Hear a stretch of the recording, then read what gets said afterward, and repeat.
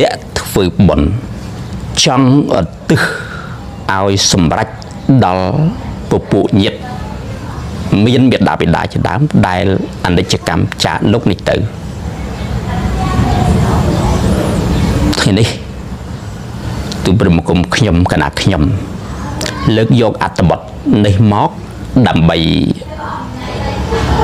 បញ្ជាក់សេចក្តីហើយក៏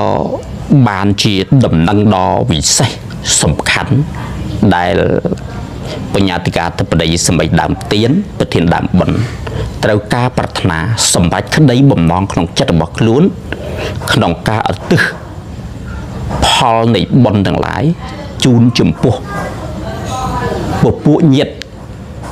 គ្រប់ជាន់ថ្នាក់ទាំងអស់ដែលធ្វើការកិរិយាចាកលោកនេះទៅកាន់លោកខាងលាយត្រូវដឹងត្រូវតែចេះ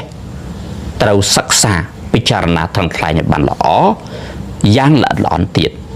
ទើបសម្រេចនៅប្រយោជន៍ដ៏ទូលំទូលាយនេះបានសេចក្តីនេះពពួកញាតិទាំងឡាយក្នុងលោកគ្មាននរណាដែលមិនមាននៅញាតិធ្វើកាលកិរិយាឬស្លាប់ចាកលោកនេះទៅកាន់បរលោកទេសុទ្ធតែមានបងប្អូនឬពពួកញាតិស្លាប់ចាកលោកនេះទៅកាន់លោកខាងមុខហើយយើងអ្នករស់នៅក៏ដឹងពីភារកិច្ចទូនាទីរបស់យើងថាយើងបំពេញនៅកិច្ចការផ្សេងដើម្បីជាប្រយោជន៍ដល់ពពួកញាតិដែរតែក្នុងនោះកិច្ចការដ៏សំខាន់គឺការធ្វើតក្ខេណាទានបណ្ដាការងារផ្សេងទីមិនប្រកាសថាសម្រេចនៅប្រយោជន៍ដល់ពពួកញាតិទេជាការពិតដ៏ក្រៃលែងនោះគឺពពួកញាតិដែលស្លាប់ចាកលោកនេះទៅកាន់បរលោកនេះអាចសម្រេចនៅប្រយោជន៍ពីពពួកញាតិដែលរស់នៅអាស្រ័យដោយពពួកញាតិធ្វើត្រឹមត្រូវគឺធ្វើតក្ខណាទាននេះឯងរំពឹងលើពពួកញាតិតែពពួកញាតិត្រូវតែធ្វើបានល្អត្រឹមត្រូវទើបអាចសម្រេចនៅប្រយោជន៍ឬជាទីពឹងពាក់យ៉ាងពិតប្រាកដដល់ពពួកញាតិដែលស្លាប់ទៅកាន់បរលោកនេះបានពោលគឺតក្ខេណាទាននេះឯងតក្ខេណាទានដាច់ខាត់មានអង្គប្រកបសំខាន់3ប្រការតាមលំដាប់ទៀតតាមលំដាប់បាទរឿងមិនតាមលំដាប់គឺជារឿងរបស់អ្នកដឹកនាំផ្សេងព្រោះលោកគ្រូអាចារ្យមានការដឹកនាំផ្សេងទីតិចដែរក៏ប៉ុន្តែនេះយើងមើលប្រវត្តិញាតិរបស់ព្រះបាទពុំពិសាពេលនេះវីដេអូនេះមិនល្បិតទេគ្រាន់តែបញ្ជាក់អំពីអង្គតក្ខណានុប្រទានទេតែពញ្ញាក់សេចក្តីត្រង់ថាមើលដំណើររឿងញាតិព្រះបាទពុំពិសាឲ្យបានច្បាស់ត្រឹមត្រូវល្អិតល្អន់ល្អទៅយកមកនិយាយបានត្រឹមត្រូវជាមួយទូព្រះមង្គមខ្ញុំកណាខ្ញុំណាចឹងតក្ខណានុប្រទានមានលំដាប់អង្គប្រកប3ប្រការតាមលំដាប់ទៀតរៀងដោយជំហានទី1ទី2ទី3ឬកម្មចរាទី1ទី2ទី3អញ្ចឹងมันអាចបញ្ច្រាស់បានទេបាទគឺជាការពិតអង្គទី1បូជាទានចំពោះលោកអ្នកមានសិលបាទសេចក្តីក្នុងភាសាបាលីថាសីលੰទានញតេតិបូជាទានចំពោះលោកអ្នកមានសិលជាអង្គទី1ឲ្យបានបូជាទានចំពោះលោកអ្នកមានសិលជាអង្គទី1សិនបន្ទាប់មកអង្គទី2ទាយកានាំងឧទ្ទិសេនៈគឺម្ចាស់ទានទាំងប្រុសទាំងស្រីដែលជាម្ចាស់នៃទានត្រូវឧទ្ទិសនៅផលនៃទាននោះដោយខ្លួនឯង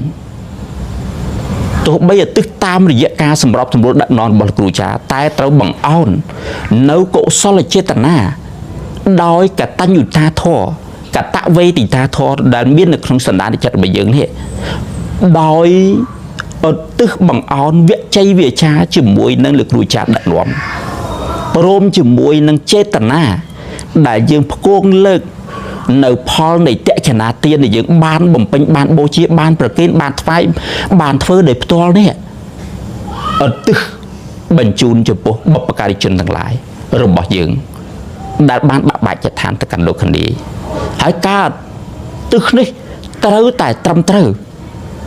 បើគ្រូអាចារ្យដឹកនាំខុសអានឹងជារឿងផ្សេងដែលថាឥតបានប្រយោជន៍ទៀតហើយបាទដូចអ្នកសុពលឡានបើបននាំអ្នកដែលជាអ្នកដំណើរទៅកាន់ទីខុសគោលដៅឬទៅកាន់ជ្រោះជ្រៅដែលបង្កគ្រោះថ្នាក់ពីអន្តរាយចឹងនឹងប្រសិនបើលោកគ្រូចាស់ដឹកនាំខុសជារឿងផ្សេងតែនិយាយនេះប្រសិនបើដឹកនាំត្រូវហើយគឺត្រូវតែពូលបញ្ចេញវាចាដោយខ្លួនឯងផងទាំងកុសលចេតនាទាំងកតញ្ញូកតវេទិតាធម៌ដែលមានព្រមនៅក្នុងចិត្តហើយផ្គងឧទ្ទិសដោយវិជ័យវិចាខ្លួនឯងផ្ទាល់ដល់ពពុញាតិ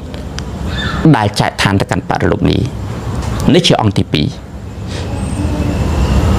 ហើយរឿងការវេញការឧទ្ទិសអីយ៉ាងណាចំវីដេអូក្រោយ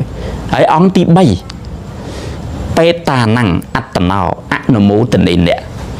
បេតិជនទាំងឡាយជាញាតិបេតិជនក្នុងទីនេះគឺសំដៅដល់អ្នកស្លាប់ដែលស្លាប់ចាកលោកនេះទៅកាន់លោកខាងនេះ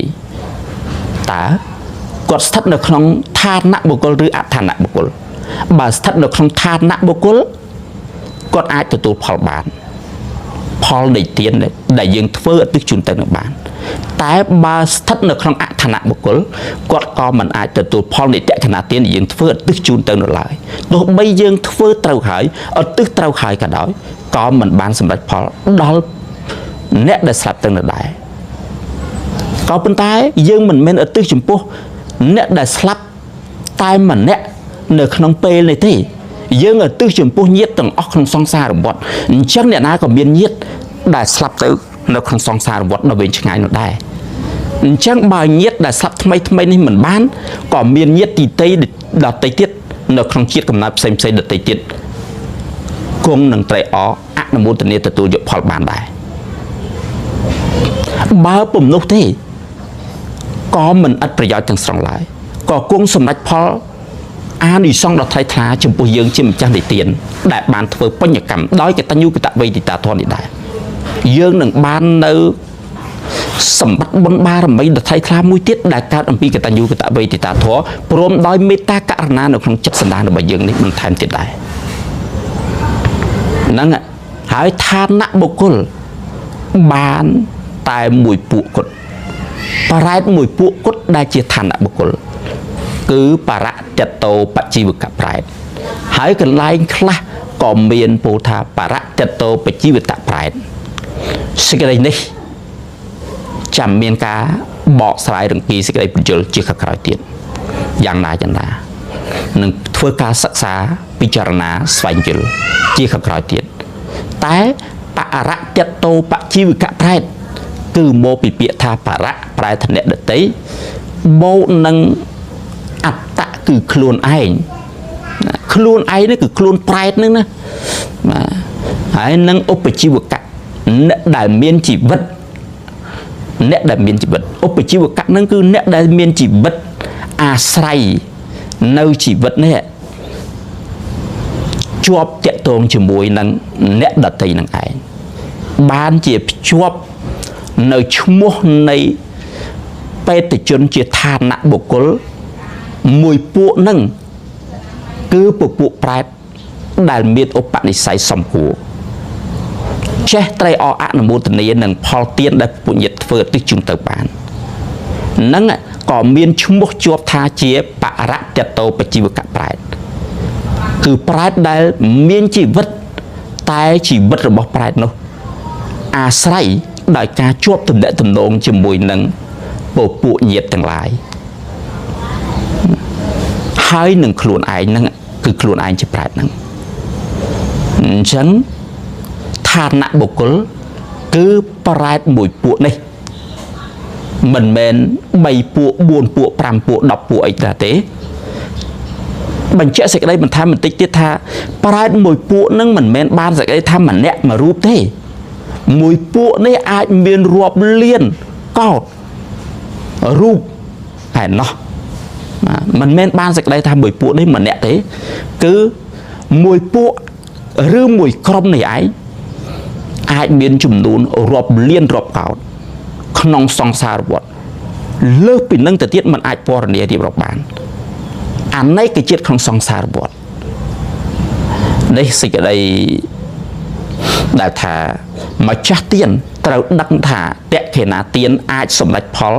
ដល់ពពួកញាតិលុះត្រាប្រកបដោយអង្គ3នេះជាកត្តាសំខាន់ដែលយើងត្រូវដឹងដោយចម្ពោះហើយនេះអត្ថបទក្នុងវីដេអូនេះមានត្រឹមប៉ុណ្ណឹងវីដេអូក្រោយនឹងមានបន្តបញ្ជាក់អំពីរឿងការឧទ្ទិសបែបណាបន្តទៀតសូមអនុមោទនា